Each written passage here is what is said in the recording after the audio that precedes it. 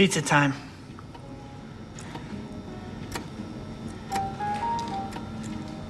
You're late. I'm not paying for those.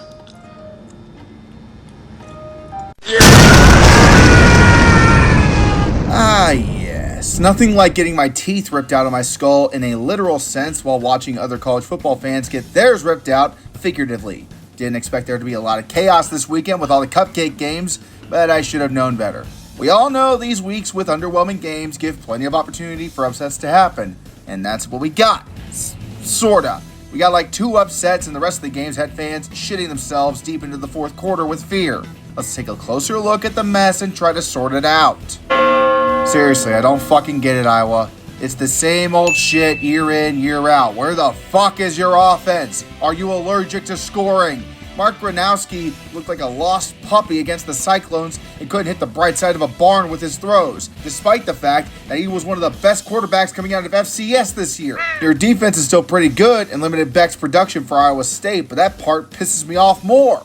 Your defense is always stellar and can hold opponents to less than 20 points, yet your offense can't get more than 20 on the board themselves. I'm sick and fucking tired of hearing the Iowa can't score memes, and I'm a goddamn Buckeye fan. I can't imagine how the Hawkeye fans feel at this point. If your offense can just find the end zone 1 or 2 more times per game, you will go from the king of mid to playoff contenders, yet I don't see that happening while Kirk Ferentz is still in charge. I don't care how many fucking games he's won as a coach, the Hawkeyes need to blow it all up and start from scratch. It's the only way to cure them from the lack of scoring. Will they? No! Now this is what I'm talking about. Offense as far as the eye can see. In a showdown that brings to life an old Southwest Conference matchup, we got the Bears against the Ponies for bragging rights. SMU jumped on Baylor on the first drive as Kevin Jennings threw a 75-yard pass to Romello Brinson for the touchdown. Baylor's response?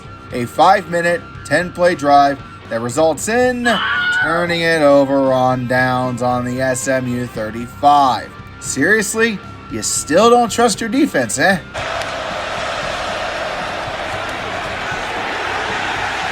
Nothing doing. The Mustangs all over them on 4th down. You know you can kick a field goal, right? Did you not hear me when I said, take the damn points last week when you played Auburn? Let me just say it again. Take the goddamn points. Baylor eventually gets on the board with a 28-yard pass from Sawyer Robertson to Kobe Prentice. From there, it was like watching 2 heavyweights throw haymakers. Touchdown, SMU. And then right after that, touchdown, Baylor. And then right after that, touchdown, SMU. And then once more, touchdown, Baylor. The halftime score was 24-21 SMU, and it's clear that defense is strictly optional for Baylor as SMU opens the second half, forcing another turnover on downs. Baylor, are you fucking serious? You have learned nothing from the loss to Auburn, have you? 3 turnovers now for the Bears, all of them giving SMU prime field position to score, like this field goal right here. Okay, Ponies, you know you're in a shootout, you need to hit those, right? Baylor would respond to this with a field goal of their own, and now we were tied. Remarkably, defense finally decided to show up as we see a rare sight in Dallas today. Punting! Punts. And he's hit before the ball gets to him. Flags are flown. That ball. There is no foul for kick-catch interference. During a return, illegal block in the back. Receiving team, number 25, 10-yard penalty. First down. Okay, that's it. Baylor is totally screwed at this point. Just put the dagger in the Ponies and make them painless. Carried 8 times for 42 yards. This time Jennings is going to throw. He goes to the end zone and intercepted. Jennings, where the fuck were you throwing the ball? The defender was all over him. Eventually, SMU does break the deadlock in the fourth quarter with a TJ Harden touchdown run that gives them a 31-24 lead. Baylor proceeds to fuck the ball on a fumble, and SMU capitalizes with yet another touchdown from TJ Harden. 8.5 minutes left to go, and it's looking like it's time to panic in Waco until they scored a touchdown, and then scored again in the final minute of the fourth to tie it. SMU, however, is able to just barely get a drive that goes far enough into Baylor territory to make a field goal worth trying. 57 yards, are you sure? That's not even a gimme in the NFL. It's up. And it's no good. Both teams remain locked in the battle as they continue to trade blows. Baylor scores. SMU scores on the first play. However, in double overtime, SMU stalls out and is forced to... Oh, no. Kick is up. Looks like it's going to be wide right. Oh, no. Ponies, you didn't. It's good. Hawkins wins it for the Bears. God damn it, SMU. What the fuck? You had multiple chances to pull away, and yet you blew it. Get the fuck out of my sight. It's a different league, Lane? You can say what you want, but all I'm seeing here is that you're struggling to get away from Kentucky. Fucking Kentucky. Maybe focus more on executing your plays instead of exacting revenge after getting upset last year. Look at this shit. Miss Jackson Dart, don't ya? Simmons might be alright down the road, but struggling this much against a weak Kentucky team on the road is an awful sign of things to come. Also, a little more discipline would help with all the goddamn penalties you keep committing. I mean, seriously, Kentucky struggled to beat Toledo last week, and you're throwing 2 interceptions in the first quarter? Based on pure talent, this shouldn't even be close, and you should be stopping a mud hole in the Wildcats' asses.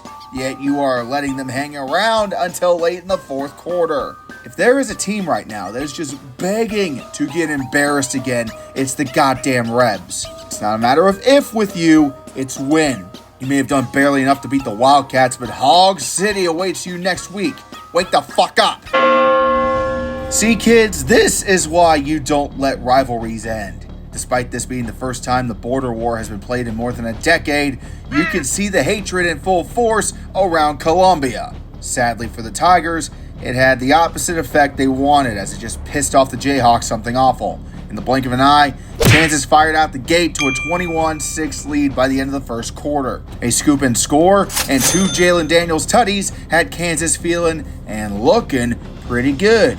Mizzou, however, didn't back down as quarterback Bo Pribula showed what made him famous at Penn State with a stellar 15-play drive, ending in a touchdown pass to Kevin Coleman Jr. Kansas' response was a classic Kansas moment as they fumbled the ball into the end zone for a goddamn safety. Mizzou mustered a couple of field goals and they were tied at 21 before the end of the half. So how does Mizzou start the second half? They decide to go full Baylor and turn it over on downs. Kansas drives downfield to retake the lead with a field goal, but then Bo Pribula goes full Sherman again on their next drive and throws an 11-yard touchdown pass to Brett Norfleet to retake the lead. Kansas's offense was stymied for most of the second and third quarters, but Jalen Daniels finally took the Jayhawks downfield for another touchdown to retake the lead 31-28. Mizzou responds emphatically with a touchdown of their own, and now they lead once more. This is a fucking hell of a game, I'm not going to lie. However, Kansas's offense is firing on all cylinders now, and they can march downfield on a whim with a 3 and out. Ah, shit. 3 timeouts for Lance Leipold in Kansas. Jamal Roberts off the left side with the lead. Roberts off to the races. He is gone. Okay, it's safe to say Mizzou is in good hands with Bo Pribula. Making Kansas bleed wasn't easy, but the comeback after being down in the first quarter is a great sign of how the rest of the season might go for them. Now, for the love of God, put away the suck-cock Jayhawk signs, please. You're scaring the goddamn kids. Oh yeah, I forgot to mention. After the opening touchdown for Mizzou, they got flagged for unsportsmanlike conduct and it backed up the kickoff to the 20-yard line. But instead of kicking the ball from a tee, they were told they had to punt the ball. Who the fuck said you can punt on a kickoff after a penalty?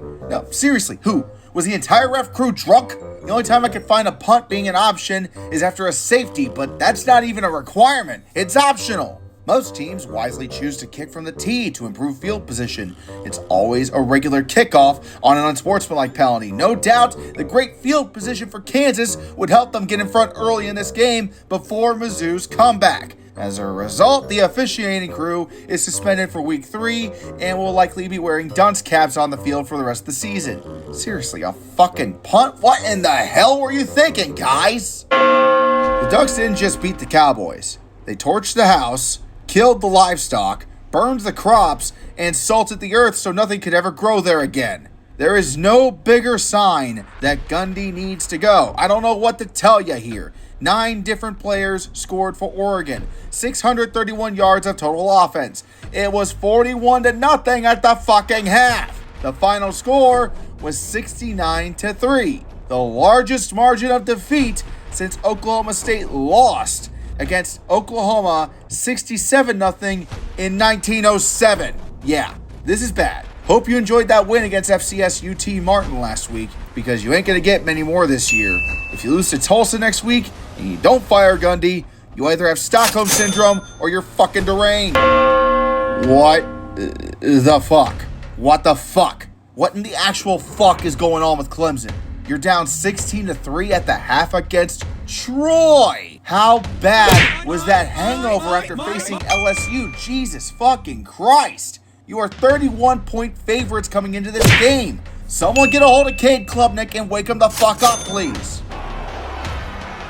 Randall, touchdown. Strike quickly or continue with Randall. Play fake, took that receiver wide open. Let's go. Touchdown. About goddamn time. You might have shut out Troy in the second half and escaped with the win, but you are officially on fraud watch now. Everyone had you pegged in as a shoo-in for the playoffs and had Klubnik on Heisman watch, but go ahead and throw all that shit in the fucking trash. You better be praying this was just a hangover game and not a sign of things to come. At least Florida doesn't have to worry about a hangover this week after they beat the snot out of Long Island. Sure, USF looked alright beating up the Broncos last week, but we all know they don't stand a chance against the mighty Gators of the SEC. Right, Billy Napier? Billy? Billy, can you hear me? Oh no, don't tell me you did not do what I think you did. No, do not go full Sun Belt. No, Billy. Dramatica for the win, and there it is. Welcome back to the bullshit, Florida. Billy Napier has evolved back into his pure Sun Belt Billy form and has shat his fucking pants against the South Florida Bulls. It's not like USF was playing amazing or anything. This game was a fucking snooze fest. USF scored the first touchdown in the third fucking quarter, while Florida couldn't get in the end zone until the fourth. By then, USF could taste victory and gored the Gators with an 8-play drive to set up the game winner. By the way, USF's kicker is Martin Grammatica's fucking kid. Recite the ancient holy chant with me, millennials. Grammatica is automatica. Enjoy being back on the hot seat, Napier. Any more fuck-ups and they're throwing your ass in the swamp. These guys are fucked. Devils? Can you explain to me what the fuck is going on here? You're playing against Mississippi State, the literal doormat of the SEC. I know it's the SEC still, but they shouldn't be running over you like this. Where is Sam Levitt and Jordan Tyson at? Glad you can still run the ball, but you gotta do more than that if you want to score some fucking touchdowns, which you didn't in the first half. Was Cam Scatterbo really that important to the offense? Udo gets the carry right side. Udo inside the 5, pushing to the goal line. Touchdown. Malik Brown in the backfield. Play fake. Levitt rolling, throwing, caught, and touchdown. Arizona State. Jordan Tyson. There we go. Much better. The Levitt to Tyson connection is back online, and you're marching down the field to take the lead. Gomez, the kicker. He's had a solid game. Snap and hold. Kick is up, and kick is good. A 17-play, 9-minute drive later, and you have the lead. Now just hold them off on defense, and you can escape Stark Vegas with a win. Had a huge game. Kyle Ferry warming up on the sideline.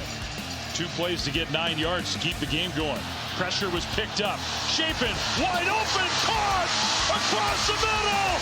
Thompson, touchdown! It took the Bulldogs only 1 minute to take the lead back. Thankfully, Levitt is a pro in these situations and knows just what to do. Levitt looking middle and going deep middle. Intercepted!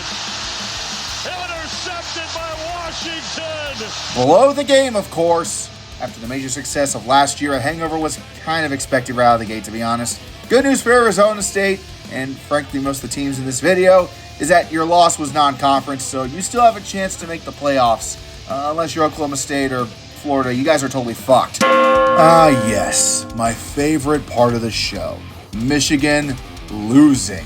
As a Buckeye fan, nothing warms my cold heart more than seeing the Wolverines having a fucking conniption on their sidelines while notorious gambler John Mateer runs the Sooner schooner up their ass. Oklahoma finally looks like the Sooners of old, getting a really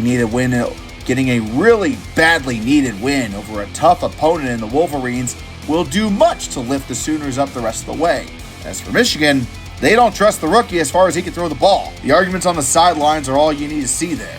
He's either not ready or he's clashing with his teammates. Neither is a good sign for the Wolverines. Doesn't help that he was getting harassed all night by the Sooners either. If he doesn't improve in the last tune-up game against Central Michigan next week, they need to pivot to their backup senior quarterback Mikey Keene. And quick. Leadership is what the Wolverines need right now, and they don't fucking have it. Look, it's been a couple of tough weeks for the Wildcats. The jet lag after the Week 0 loss to the Cyclones in Ireland definitely showed up against North Dakota last week with a narrow 38-35 win. Now it's one more tune-up against the Black Knights of West Point before resuming the Big 12 meat grinder. And you know what? You ain't looking bad so far, guys. Been a tough couple of weeks for the Wildcats, but maybe the close shave against North Dakota last week finally woke them up. This is the game winner, an all-or-nothing play on 4th and goal. Helms retreats, wide open in the end zone, and it's corralled for the touchdown. Smith in the backfield, Helms under center. Over the left side of the line, and he's across, in for the touchdown. Guys. Block in the process. Norenberg, a big return to start the game of 44 yards. With another 3-0, there he goes. That's Norenberg, one man to beat. And he does it. Touchdown, K-State. There are no flags. Wait, never mind. You're fine. You're fine. Just snuff out the Army in the fourth and you'll escape again. It's been a different team since the first quarter. The squib kick, that's right off the upback. And the Black Knights are on top of it. Yeah. The Army doesn't like to surrender, do they? Barry, we cannot wait. Back in Manhattan, third down. Helms has a pass into the end zone. Okay, this is really bad, but there's no need to panic. You have one timeout and nearly 2.5 minutes left. Avery Johnson, it's time to show that you do indeed have ice in your veins. Put up or shut up. Close win, a comeback victory last week over North Dakota.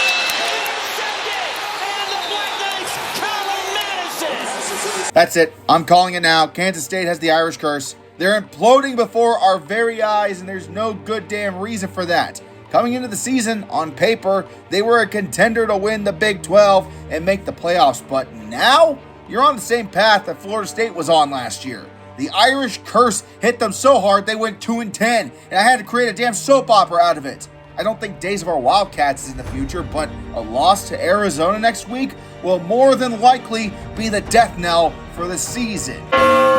We finished this week with a sudden U-turn to FCS. Sure, there were a few FBS teams that got knocked off by FCS squads on Saturday, but none of those can hold a candle to this shit. May I reintroduce you to Valparaiso, a Division I FCS squad in the Pioneer Football League. They're not anything special after going 4-7 overall last year, but they are still FCS and therefore Division I. The problem for Valpo is they played like shit on Saturday. The offense didn't fucking show up. It was a defensive slugfest and they wound up losing 10-3. Now, I know what you're thinking, Fred. Why do I need to care about this game? It's just another weak FCS team getting beat. Here's why.